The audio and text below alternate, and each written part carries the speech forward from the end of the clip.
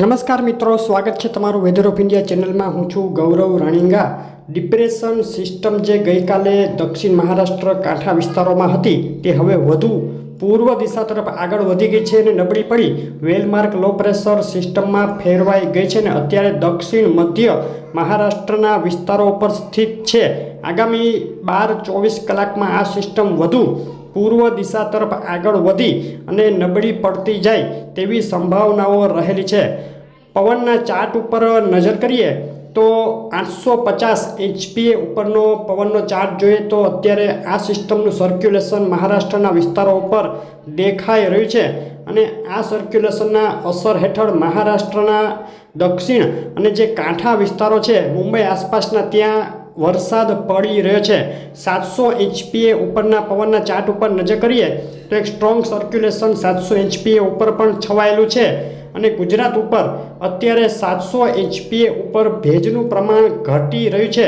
દક્ષિણ ગુજરાત અને દક્ષિણ મધ્ય ગુજરાતના કેટલાક વિસ્તારોને બાદ કરતાં ગુજરાતના બાકીના વિસ્તારોમાં 700 એચપીએ ઉપર અત્યારે ભેજનું પ્રમાણ ઘણું ઓછું છે। સરફેસ લેવલનો પવનનો ચાર્ટ જોઈએ તો સરફેસ લેવલ ઉપર અસ્થિરતાનું પ્રમાણ દક્ષિણ ગુજરાત મધ્ય પૂર્વ ગુજરાતના વિસ્તારો ઉપર દેખાઈ રહ્યું છે। સૌરાષ્ટ્રના વિસ્તારોમાં અસ્થિરતાનું પ્રમાણ સરફેસ લેવલ ઉપર હવે ઘટી રહ્યું છે અને આ બધા જે કંઈ સંજોગો છે તેને આધારિત આજે 25 મે અને આવતીકાલે 26 મેની સવાર સુધીમાં કયા વિસ્તારોમાં વરસાદની શક્યતા ગુજરાતમાં તેની વાત કરીએ તો દક્ષિણ ગુજરાતમાં નવસારી, વલસાડ, ડાંગ, સુરત અને તાપી જિલ્લામાં છૂટાછવાયા સ્થળોએ ગાજવીજ સાથે હળવો વરસાદ અને ક્યાંક ક્યાંક એકલ દોકલ સ્થળે મધ્યમ વરસાદની શક્યતા ગણી શકાય। દક્ષિણ ગુજરાતના મહારાષ્ટ્ર લાગુ વિસ્તારોમાં વધુ શક્યતા રહેશે।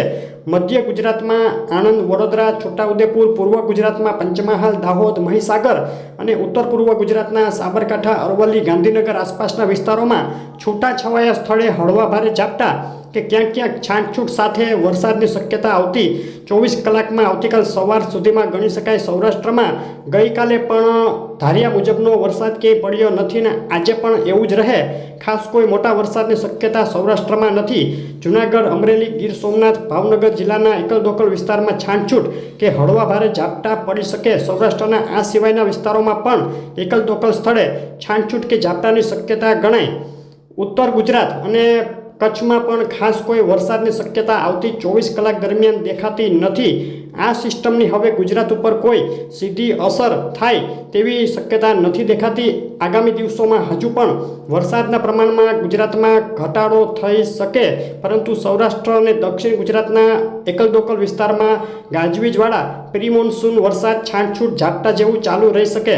તો આ હતી 26 તારીખના સવાર સુધીના વાતાવરણની અપડેટ। આગળની અપડેટો જોવા માટે વિડીયો લાઇક, શેર કરી ચેનલ સબસ્ક્રાઈબ કરવાનું, ફેસબુકમાં જોઈ રહેલા મિત્રો પેજ ફોલો કરવાનું ભૂલશો નહીં। આભાર।